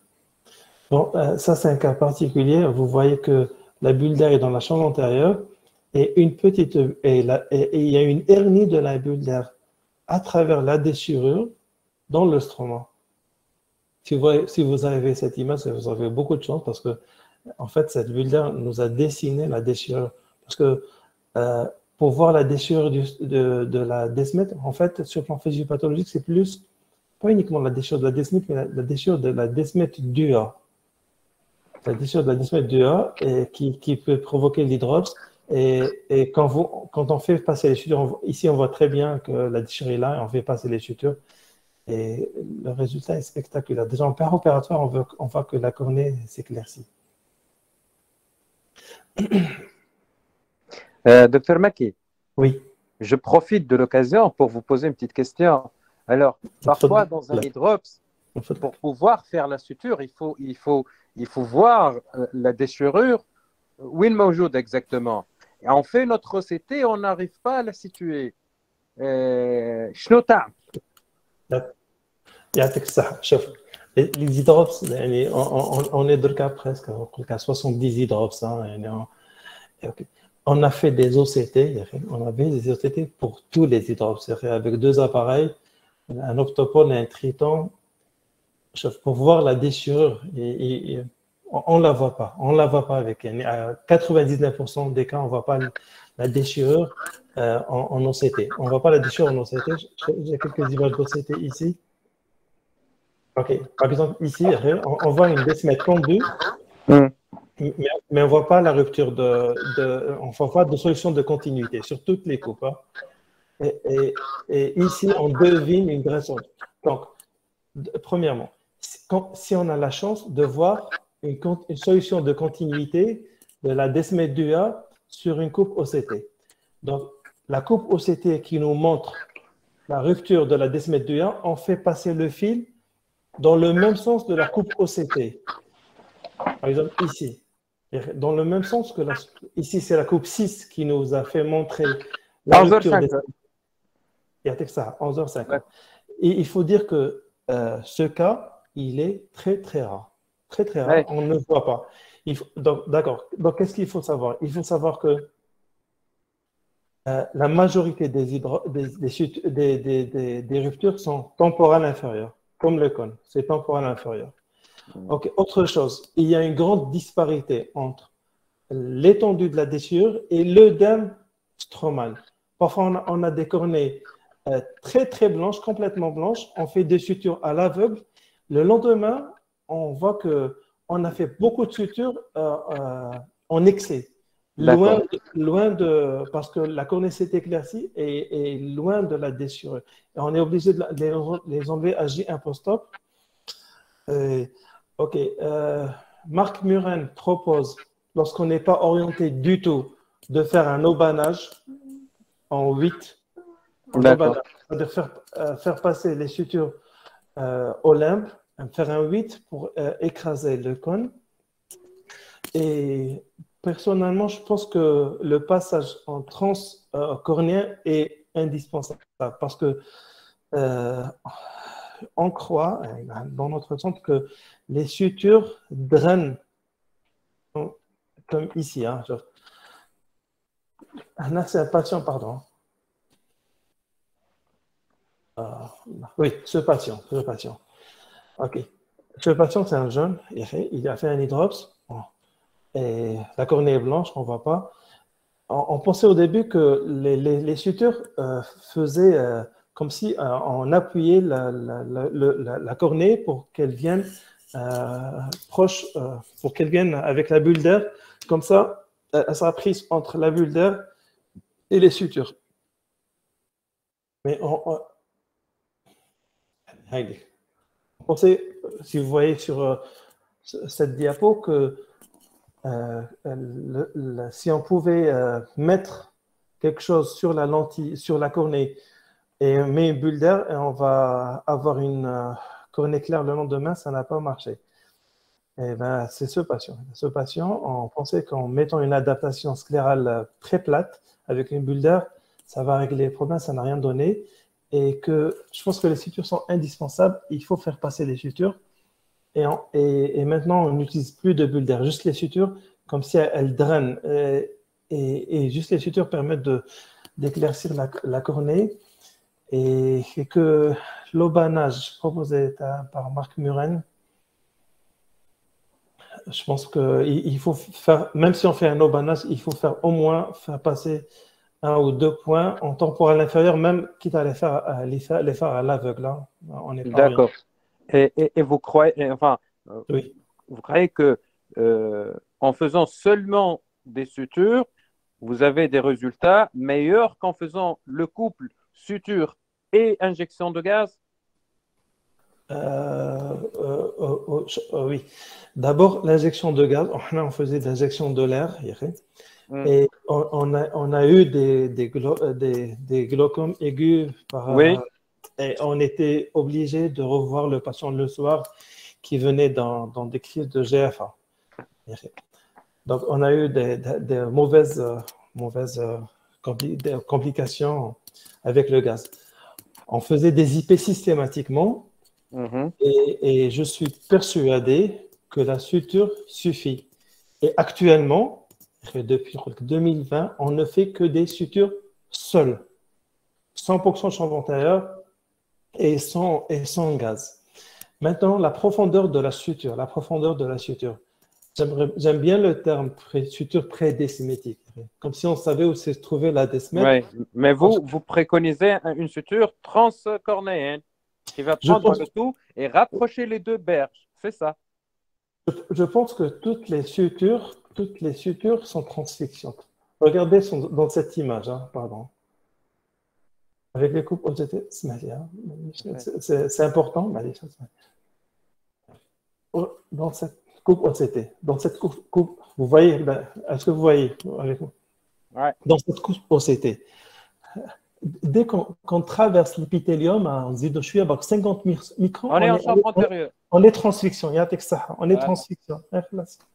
Et donc, toutes les sutures sont transfixion. Dès que vous traversez l'épithélium, vous avez un seidel. Dès que vous traversez l'épithélium, vous avez un seidel. L'humeur aqueuse arrive jusqu'à l'épithélium. Et dès que vous avez le seidel, la cornée s'éclaircit. Dès que vous avez le seidel, la cornée s'éclaircit. Il y a un Indien qui faisait une injection de bulles d'air et il faisait des mouchetures avec une aiguille. Pour chasser l'eau. Et il faut drainer l'eau. Je pense que les sutures sont là pour drainer l'eau. Et parfois, le lendemain, la cornée éclaire et les sutures sont lâches parce que l'eau est sortie et on est obligé de les enlever à J1 post-op. D'accord. Ou la physiopathe, vous êtes au courant, c'est plus une rupture de la douilla qu'une rupture de la desmette. Vous avez opéré des cataractes sur kératocone et il y a eu des cas où il y a des blessures iatrogènes de la desmette, il n'y a pas eu d'hydrops. Oui. Et donc oui. Donc, on peut transformer un hydrops rapidement en une cornée claire et on l'adapte ici, par exemple. Regardez l'humeur aqueuse. Il n'y a que l'épithélium qui tient l'humeur aqueuse. Et donc, c'est extraordinaire. Quand on met des sutures et le lendemain, le patient, il a une cornée claire et au bout d'une semaine, on l'adapte avec une sclérale et il a une amélioration de sa qualité visuelle. Mais je peux avoir votre expérience, s'il vous plaît, sur les hydrops? Donc, nous, à l'hôpital Charles-Nicolle, on injectait de l'air, puis on fait actuellement on a du SF6 qu'on dilue à 17% et qu'on injecte. Et depuis bientôt 2 ans, on a commencé à faire les sutures cornéennes et on préconise de faire le tandem, le couple, injection plus gaz, plus suture, et ça nous fait des résultats qui peuvent être bien. Et en plus, nous, à l'hôpital, on a la chance d'avoir quelqu'un de garde, donc on peut surveiller nos patients, on dilate nos patients, donc on ne fait pas d'IP systématique. Et Dieu merci, on a eu 2 cas d'hypertonie. On est venu le soir pour décompresser le globe oculaire et ça s'est bien passé après.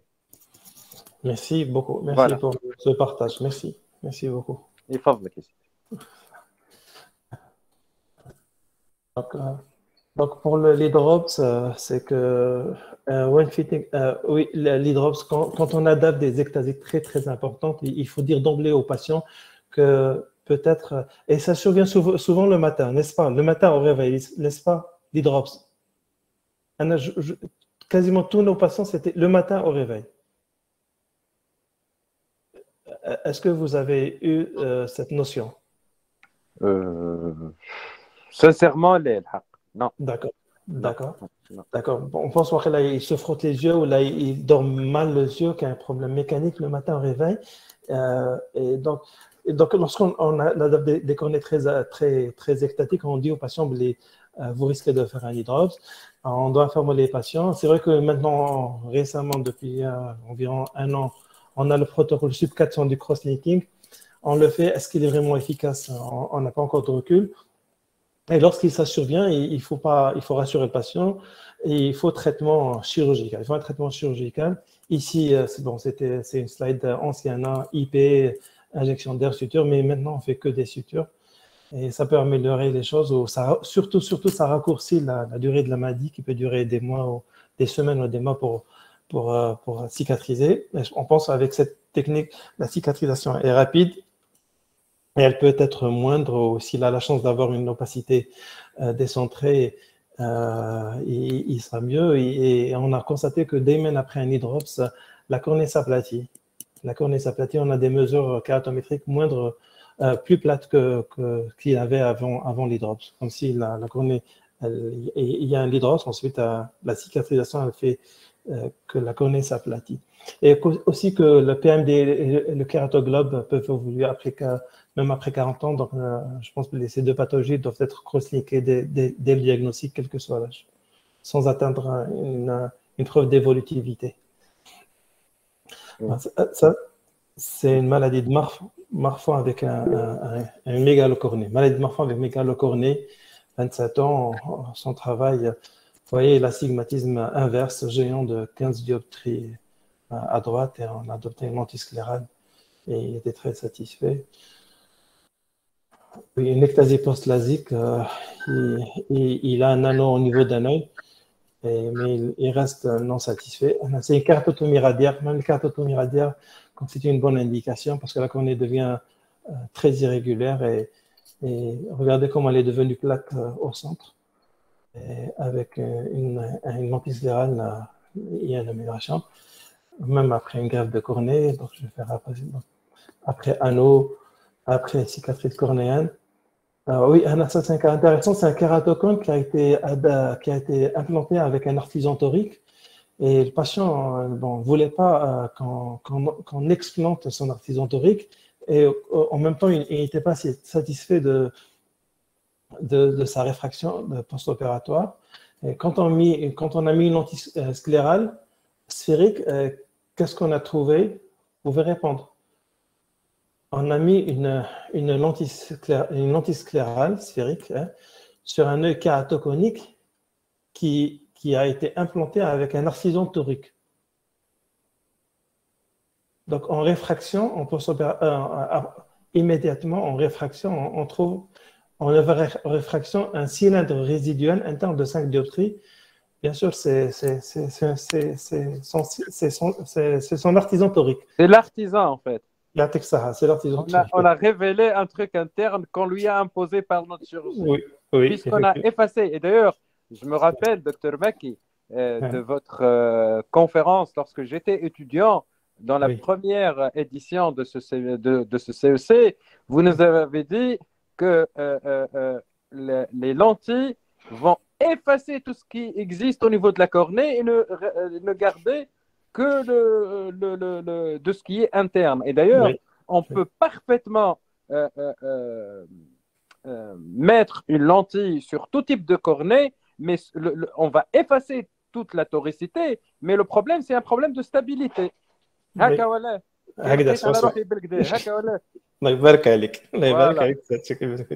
bien. Donc, il faut proposer un truc antérieur. Oui, effectivement, c'est le même cas. C'est le même cas. C'est lui-même. C'est le même cas que je répète depuis 5 ans. Oui, j'aime bien ce cas parce que le patient ne voulait pas être explanté. Et en sachant que, bon, maintenant, on demande même aux patients, en dehors de cela, un artisan peut-être, il faudra les explanter, ce que dit Béatrice Cosner à chaque fois, explanter les artisans. Mais, ce patient, on a pu régler son problème avec une lentille, comme vous l'avez bien dit, une lentille sclérale avec une surface antérieure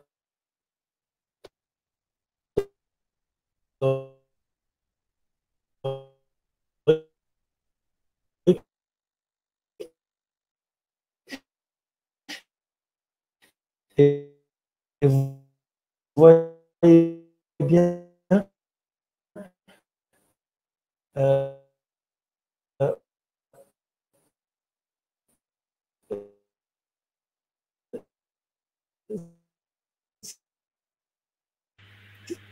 Docteur Maki, on n'arrive pas à vous entendre. vous arrivez à voir les, les- les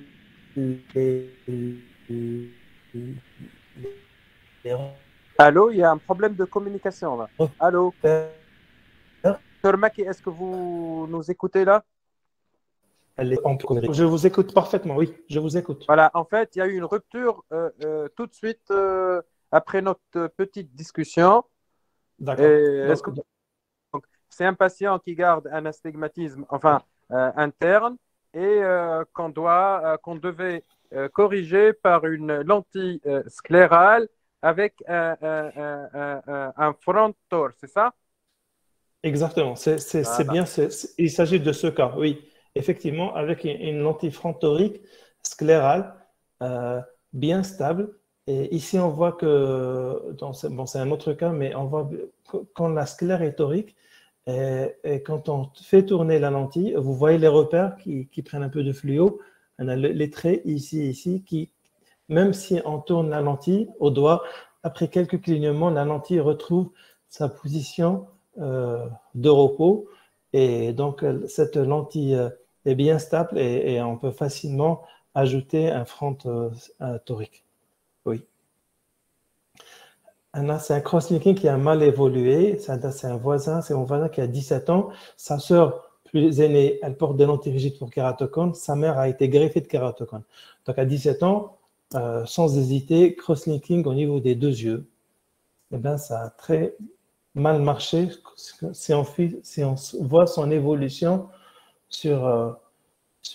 entre de 2012 jusqu'à 2018. Eh ben, on ne sait pas pourquoi ce patient a très mal réagi au cross-linking. Sur des années, sa cornée ne cesse de s'aplatir et de s'amincir. Et elle s'aplatit de manière très irrégulière. Et au début, il voyait 10 sur 10 avec cette correction. Maintenant, il doit porter des lentilles sclérales. Docteur Maki, Oui. on ne voit plus votre présentation. Qu'est-ce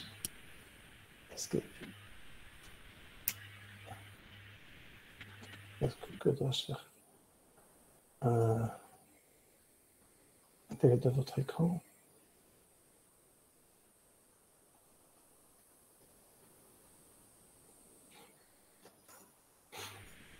Yes. Oui, c'est OK, merci. D'accord. Donc, c'est le jeune cross-linké à l'âge de 17 ans qui, je ne sais pas pour quelle raison, ça a été décrit, hein, exceptionnellement, il y a des cas pareils, des gens qui réagissent mal au cross. C'était un cross-linking FP off. Et maintenant, malheureusement, on a essayé en fait, au début, on a d'emblée proposé cross-linking pour éviter qu'il ne progresse, en sachant que sa grande sœur porte des lentilles et que sa mère a fait une greffe. Et maintenant, pour voir, il doit porter des lentilles sclérales. Regardez comme s'il a fait une nécrose stromale, mais une nécrose progressive sur des années. Hein. Vous voyez comment l'épithélium est hypertrophié ici pour essayer de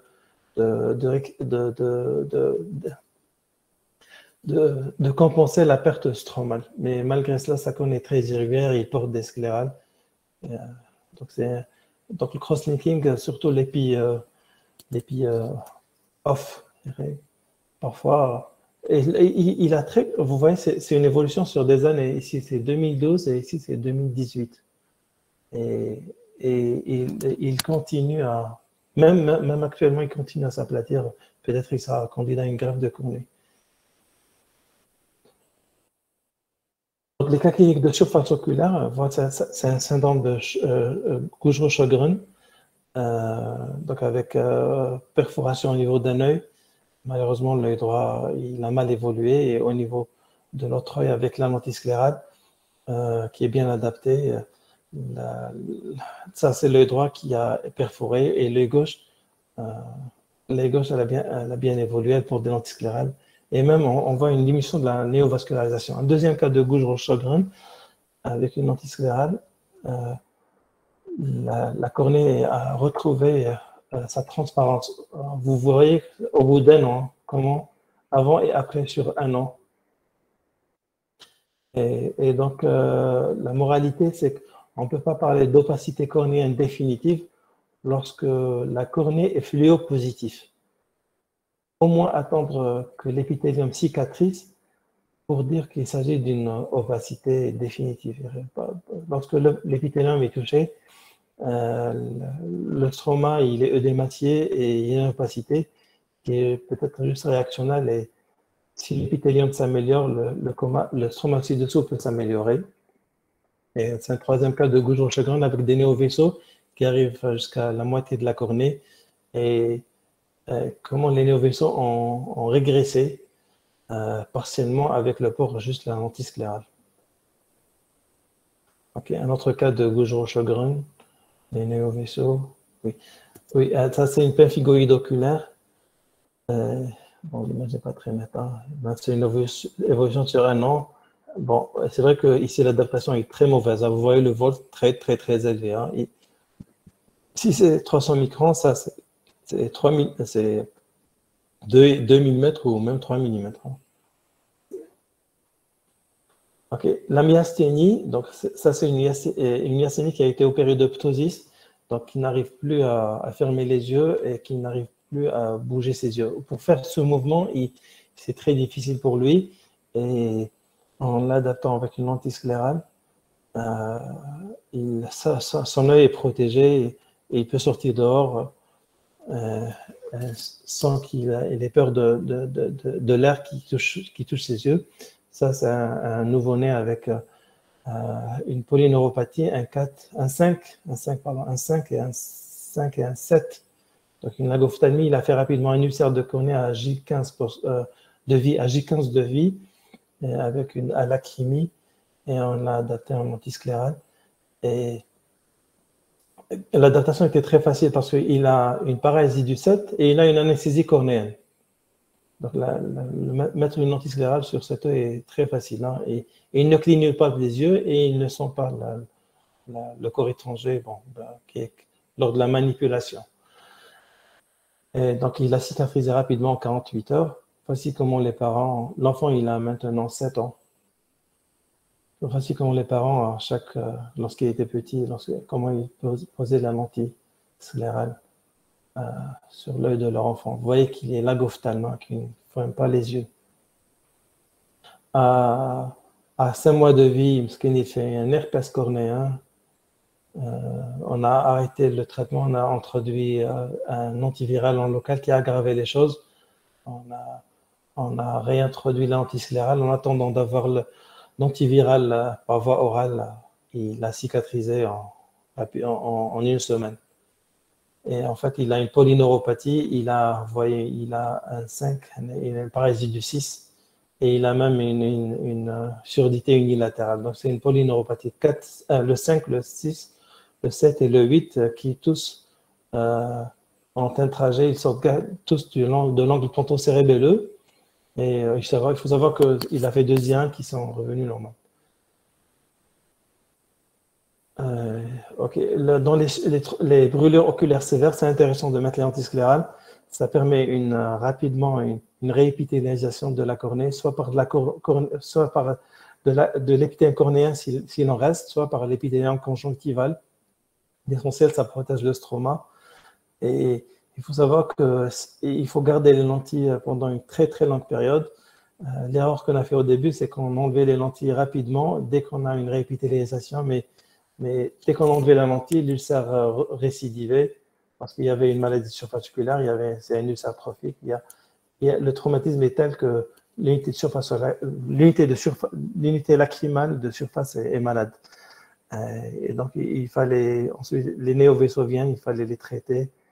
Et voici l'évolution sur 3 ans. Elle porte toujours des antisclérales et à chaque fois qu'il y a des néovaisseaux, on les traite. Ça, c'est une brûlure sévère avec une base forte et une totale anesthésie. Donc, on a mis une antisclérale. La antisclérale permet une cicatrisation rapide, mais dès qu'on enlève la lentille, la cornée s'ulcère de nouveau parce qu'on n'a pas traité le problème de l'atrophicité, de la maladie de la surface oculaire. Et oui. Et oui. Aussi une autre brûlure par le ciment. Le ciment, c'est une base forte. Ce patient a gardé ce grain de ciment pendant 1 semaine au niveau de son œil. Donc, l'intérêt de retourner les paupières, d'examiner les cul-de-sac, on peut trouver des surprises. Il a pris beaucoup plus de temps, presque 2 semaines pour cicatriser. Ensuite, les néovaisseaux sont venus. L'essentiel, l'essentiel, c'est de réépithéliaser la cornée, même si c'est un épithélium conjonctival. Bon, il y a une controverse ici. Est-ce que les cellules souches limbiques cornéennes ne se trouvent qu'au niveau du limbe, mais est-ce qu'elles existent, voire même sur la conjonctive? Est-ce que vous croyez en la métaplasie des cellules conjonctivales épithéliennes en une cellule cornéenne? Peut-être. Bon, ce n'est pas sûr. Bon, je n'ai pas de laboratoire pour confirmer est-ce qu'il y a eu une métaplasie. Mais les cellules me paraissaient claires. C'est vrai que même l'épithélium cornéen, les cellules sont claires. Il faut faire une étude des antigènes des cellulaires pour savoir si c'est réellement conjonctival ou ça a pris une différenciation cornéenne ou pas. Bon, c'est un sujet de discussion. Rares sont les scientifiques qui croient que la cellule épithéliale conjonctivale peut se transformer en cellule épithéliale cornéenne sous certaines conditions. Donc, pour traiter les brûlures, on peut faire beaucoup de choses. Membrane amniotique, sérum, thérapie, les lentilles de contact, tarsographie, des corticoïdes, cyclosporine, anti-VEGF. Donc, la lentille sclérale, je pense, elle trouve sa place dans cette panoplie d'armes thérapeutiques. Ici, c'est une fracture du rocher avec une paralysie du septum qui est irréversible. L'opacité cornéenne a diminué 2 mois après. Je vous dis, à chaque fois que la cornée est fluo plus, on ne peut pas parler d'opacité. Parce qu'une fois que l'épithélium régénère, le stroma sous-jacent peut retrouver sa transparence. Donc, cette patiente dort avec cette lentille. Parce que vous voyez que le Charles de Bell, il n'est pas complet. Et il y a toujours l'exposition. Ce patient a une maladie génétique qui ressemble au Meesmann, l'dystrophie épithélienne de Meesmann. Donc, il fait des keratalgies avec des ulcères répétés depuis qu'il était nourrisson. Ses parents décrivent que l'enfant doit rester dans l'obscurité toute la journée. Même à la maison, il ne supporte pas la lumière des ampoules électriques. Donc, avec une lentille sclérale, je pense même avec une lentille souple, il aurait été satisfait. Avec une lentille sclérale, ça a amélioré l'état de sa surface oculaire qui était malade et il n'a plus de photophobie. Et on avait une expérience, mais qui est difficile. Proposer des lentilles sclérales pour le xéroderma pigmentosum, des lentilles sclérales de fort diamètre avec un filtre UV à 100%. Et la manipulation difficile. Donc, c'était juste une idée qui n'a pas trouvé de suivi, de suite. Surtout oui. que la surface oculaire, les paupières, sont presque touchées par des tumeurs, etc. Donc, oui. C'est vraiment difficile. Nous, à l'hôpital Charles-Nicolle, nous tenons une consultation spécialisée que le plus grand service de dermato qui traite les XP, c'est notre hôpital. Et c'est vraiment très de traiter ces cas-là. Et d'ailleurs, même si on corrige par une lentille sclérale, est-ce que les paupières aussi seront protégées. Non. Et donc, Non. Ça donne une fausse protection voilà. pour les parents. Ça, c'est En fait, vrai. Ça donne une fausse protection. Habit Narjalek. Alors, sur deux trucs, euh, pour les keratocones, vous arrivez Oui. à quel âge pour faire le cross-linking? Parce qu'on sait très bien qu'après un certain âge, 35, 30, 25, ça dépend des personnes, mais quand est-ce que vous dites il faut arrêter, il ne faut pas faire de cross-linking chez ce patient? Dans votre Ok. expérience. D'accord.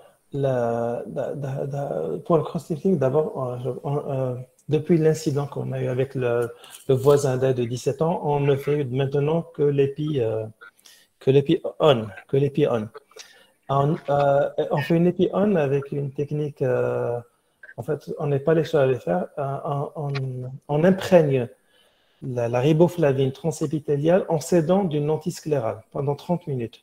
D'accord. Mais on l'a rempli avec la riboflavine transépithéliale, on la met et on a une très bonne imprégnation. Je pense qu'elle est plus efficace que les instillations répétées.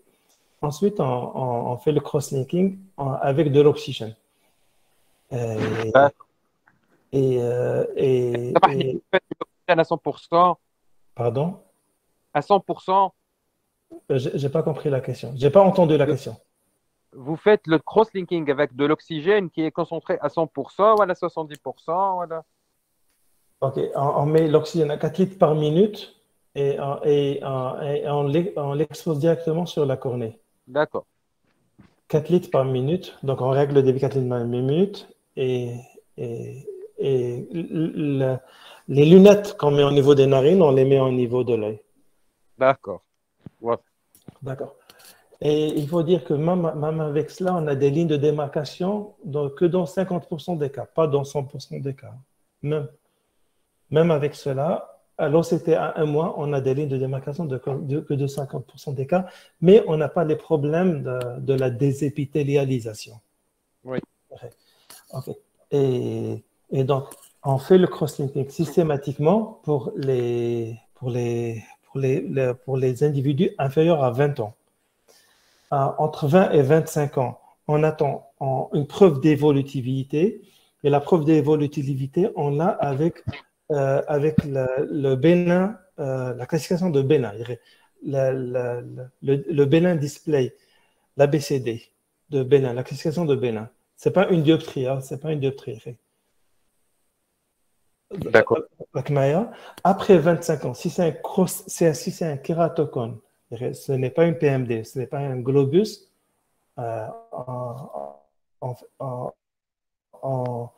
on suit par pentacam. Si la pentacam démontre qu'il y a une évolution, par la classification ABCD de Bénin, on fait le cross-linking.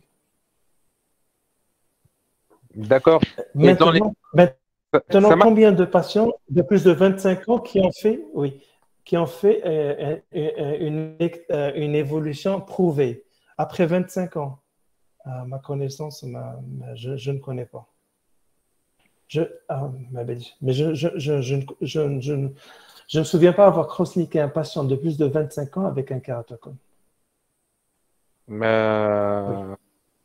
Kératocone, pas PMD, pas globus. Voilà. OK. Et pour les PMD, vous n'avez pas peur du limbe lorsque vous faites un cross-linking qui est, je suppose que vous le faites un tout petit peu excentré pour être sûr, le Okay. col. Ça ne peut pas exposer notre limbe à des radicaux libres d'oxygène? OK. Pour les PMD, quand on fait un cross-linking et que la PMD est très périphérique, qu'il y a des PMD qui arrivent au limbe, hein, on cross-link même cette partie. Hein. On cross-link même le limbe. On cross-link même le limbe avec la technique, la lentisclérale. Hein. Quand on met la lentisclérale pendant 30 minutes,